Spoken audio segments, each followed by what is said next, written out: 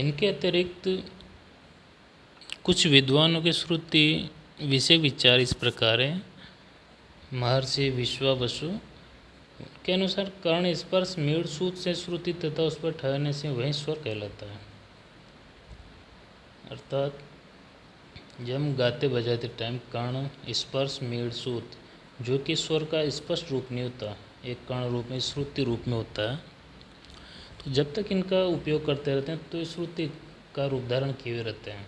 तथा जैसे हम श्रुति पर या किसी स्वर पर ठहरते हैं या इनका स्पष्ट रूप से हम उपयोग करते हैं तो वही स्वर कहलाता है। संगीत दर्पणकार दामोदर पंडित ने श्रुति स्वर का भेद इस प्रकार बताया। दामोदर पंडित संगीत दर्पण।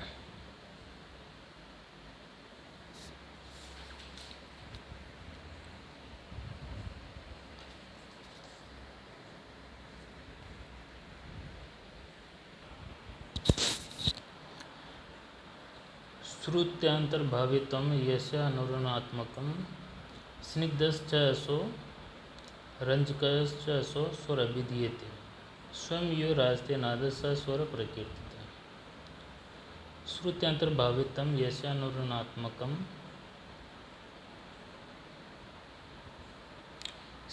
स्निग्धश्च रंजकश्च असो स्वरभिधीयते स्वयं यो राजते नादस्य स्वर प्रकीर्तितः।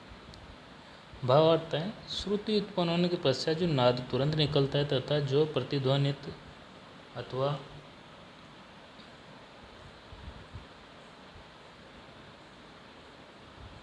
गूंज का रूप प्राप्त करके मधुर तथा रंजन करने वाला होता है उसे स्वर कहते हैं। जो नाद स्वयं शोभित होता है तथा जिसे अन्य किसी नाद की अपेक्षा नहीं होती उसे स्वर कहते हैं, अर्थात ध्वनि का स्पष्ट रूप। श्रुति उत्पन्न होने के पश्चात मतलब ध्वनि की प्रारंभिक अवस्था, जब वो प्रारंभिक अवस्था के बाद जो नाद निकलता है स्पष्ट रूप से तथा वो गूंजता है या प्रतिध्वनित होता है, चमकता है, तो वो मधुर तथा रंजन करने वाला हो जाता है तथा उसकी अपनी स्पष्ट अभिव्यक्ति होती है तो वो स्वर कहलाता है। तो इस व्यवस्था से यही निष्कर्ष निकलता है कि टंकोर मात्र से जो क्षणिक ध्वनि उत्पन्न हुई, किसी वस्तु का आघात करने से जो प्रारंभिक क्षणिक ध्वनि उत्पन्न हुई वह श्रुति है और तुरंत ही आवाज़ स्थिर हो गई तो वह स्वर कहलाई। इसी क्रम में आगे जानते हैं श्रुति स्वरूप। स्वरूप मात्र श्रवणान नादो अनुरणम बिना श्रुति अपि उच्यते भेदः तस्य द्वाविंशतिर्मता। अर्थात प्रथम आघात से अनुरण हुए बिना जो ह्रस्व नाद या ध्वनि उत्पन्न होती है उसे श्रुति समझना चाहिए। श्रुति और स्वर देखने में दो नाम अवश्य हैं, किंतु ध्यानपूर्वक देखा जाए तो श्रुति और स्वर में कोई विशेष अंतर नहीं है, क्योंकि दोनों ही संगीतोपयोगी आवाज़ें हैं। दोनों का ही उपयोग गायन वादन में होता है और दोनों की आवाज़ें स्पष्ट सुनी जा सकती हैं। अब श्रुति और स्वर का भेद सरलता पूर्वक समझते हैं। श्रुति गायन वादन के लिए सप्तक में संगीत के प्राचीन पंडितों ने 22 स्थान ऐसे चुन लिए जिनकी आवाज़ें परस्पर ऊंची नीची हैं और जो संगीत में उपयोगी सिद्ध हुई, इन्हें श्रुति का है। स्वर, इसके बाद उन 22 ध्वनियों में से कुछ ध्वनि ऐसी चुन ली गई जिनकी आवाज़ें परस्पर ऊंची नीचे, किंतु उन 22 ध्वनियों में जो परस्पर अंतराल हैं वो बहुत ही सूक्ष्म हैं।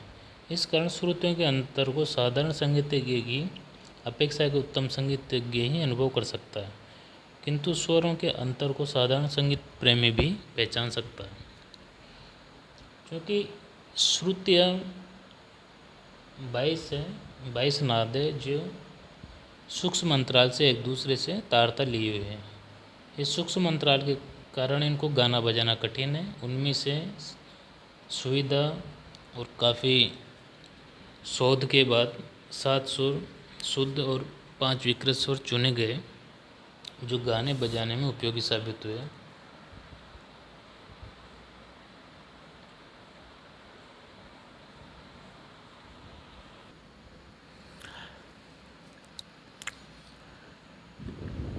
इन उक्त विवेचनों से श्रुति और स्वर की तुलना में निम्नलिखित 4 सिद्धांत तो निश्चित हो गए।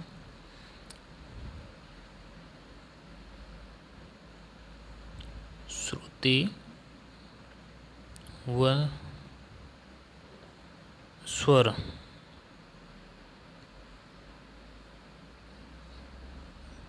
की तुलना में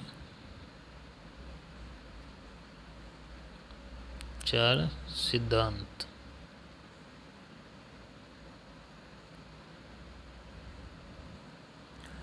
पहला कि श्रुतियाँ 7 होती है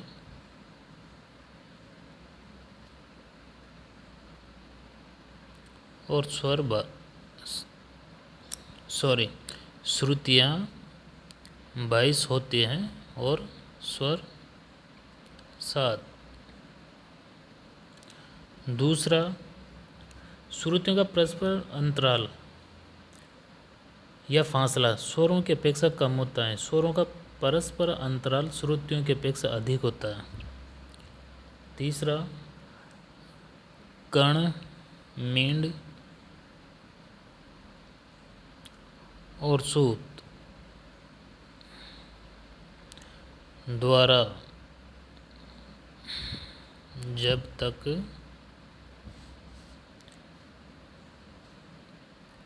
किसी सुरीली ध्वनि को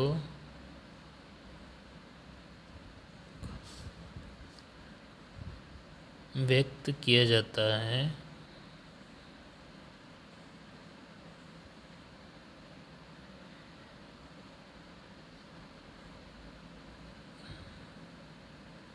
तब तक तो वह श्रुति है।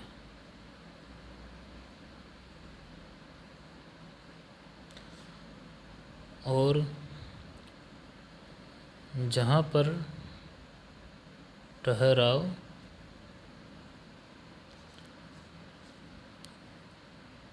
किया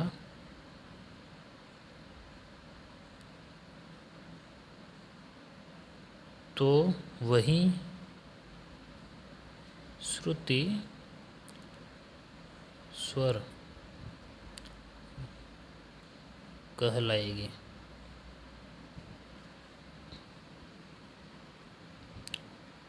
चौथा सिद्धांत,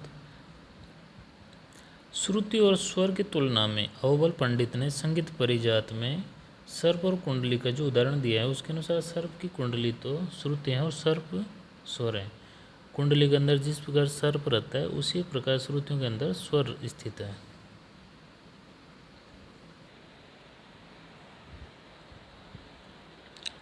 अगला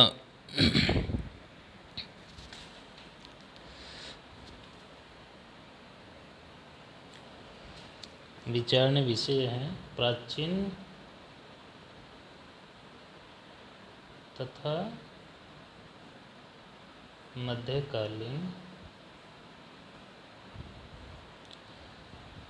ग्रंथकारों की श्रुति।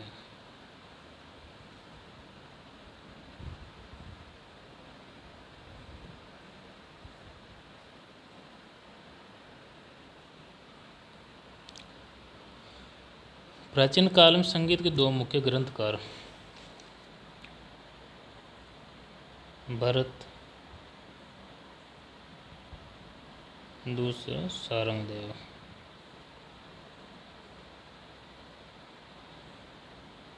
नाट्यशास्त्र, संगीत रत्नाकर।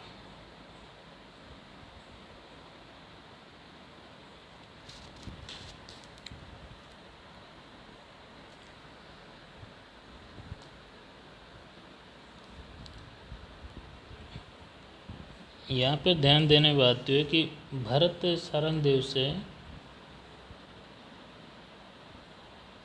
बल्कि ईसा से काफ़ी समय पूर्व भरत ने अपना प्रसिद्ध ग्रंथ नाट्यशास्त्र लिखा और 13वीं सदी में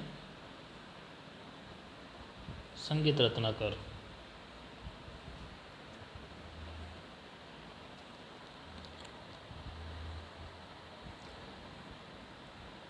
जिनका प्रमाण आज भी बहुत सारे संगीत पुस्तकों द्वारा मिलता है। इन पंडितों ने अपने अपने ग्रंथों में श्रुतियों का वर्णन भी किया है। इनमें इन दोनों ने एक मत से कुल 22 श्रुतियाँ ही मानी हैं। साथ ही उनका श्रुति स्वर विभाजन भी एक ही सिद्धांत पर हुआ है, अर्थात कुछ विद्वानों के मतानुसार ये दोनों ही पंडित अपने स्वरों का परस्पर संबंध मालूम करने के लिए श्रुति का एक निश्चित नाद स्वीकार करते थे, यानी वे सब श्रुतियों को समान मानते थे। उनकी पहली श्रुति से दूसरी श्रुति जितने फासले पर है उतना ही फासला उन्होंने समस्त श्रुतियों में रखा है। इसी फासले का अंतर को श्रुति अंतर कहते हैं।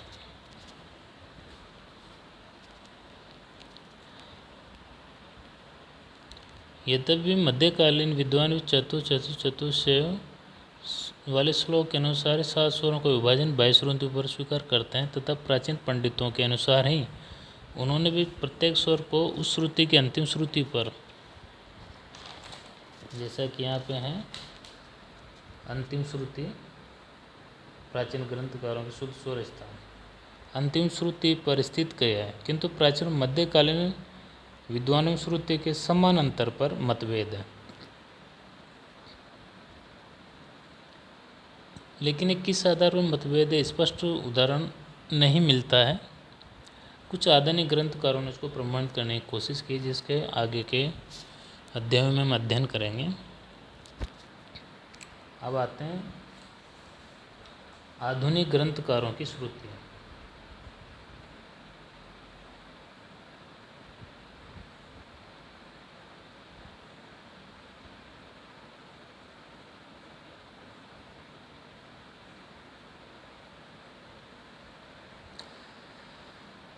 प्राचीन और मध्यकालीन ग्रंथकारों के विवेचन द्वारा प्रतीत होता है कि उन्होंने अपना प्रत्येक शुद्ध स्वर अंतिम श्रुति पर निश्चित किया है। इसके विरुद्ध हमारे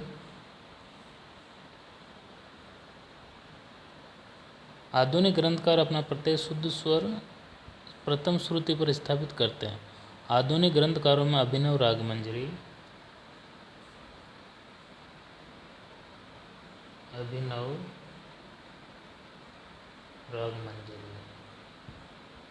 के लेखक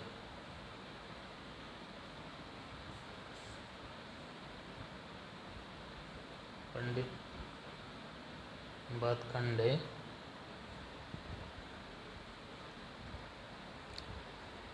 का नाम विशेष उल्लेखनीय है। उन्होंने श्रुति विभाजन के बारे में इस प्रकार लिखा है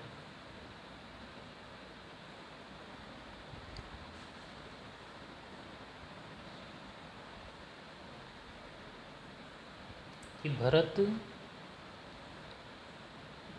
इत्यादि प्राचीन शास्त्रकारों ने श्रुतियाँ शुद्ध स्वरों में इस प्रकार से बांटी कि षड्ज चौथी श्रुति पर, ये चौथी श्रुति पर, ऋषभ सातवीं श्रुति पर, गंधर्व नवीं श्रुति पर, मध्यम 13वीं श्रुति पर, पंचम 7वीं श्रुति पर, देवत 20वीं श्रुति पर और निषाद 22वीं श्रुति पर स्थित है। किंतु हिंदुस्तानी संगीत पद्धति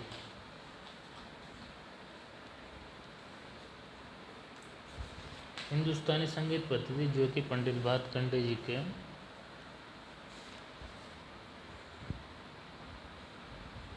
द्वारा मानी गई पद्धति है, जिनको हिंदुस्तानी संगीत पद्धति प्राचीन संगीत और आधुनिक संगीत को व्यवस्थित करने के क्रम के बाद ही उनको हिंदुस्तानी संगीत पद्धति को हम व्यवस्थित रूप से समझ पाए, देख पाए, सुन पाए।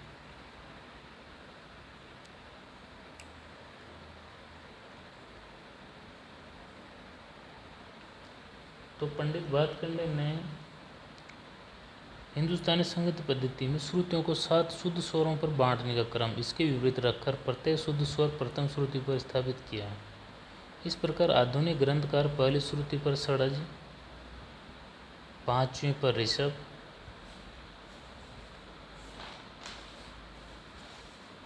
आधुनिक शुद्ध स्वर विभाजन पहली श्रुति पर षड्ज, पांचवी पर ऋषभ, आठवीं में गांधार, 10वीं में मध्यम, 14वीं श्रुति में पंचम, 18वीं श्रुति में धैवत, 21वीं में निषाद कायम करता है।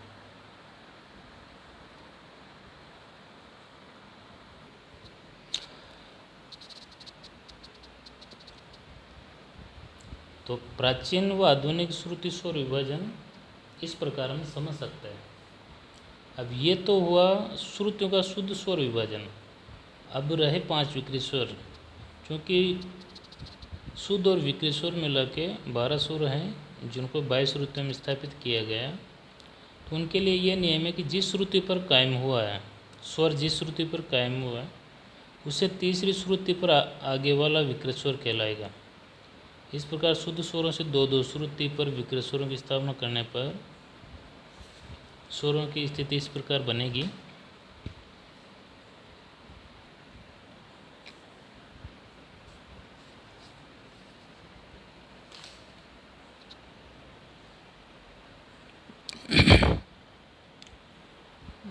तो विकृत स्वरों का रूप इस प्रकार बनेगा।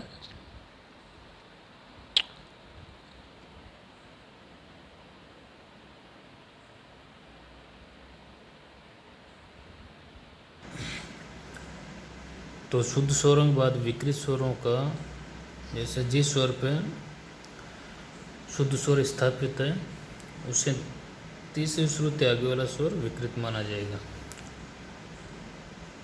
तो इसे ये शुद्ध स्वर है तो कोमल रे, जिसकी आंदोलन संख्या 254 दे रखी है। शुद्ध ऋषभ, उसे 2 श्रुति गांधार है, कोमल 288। इस प्रकार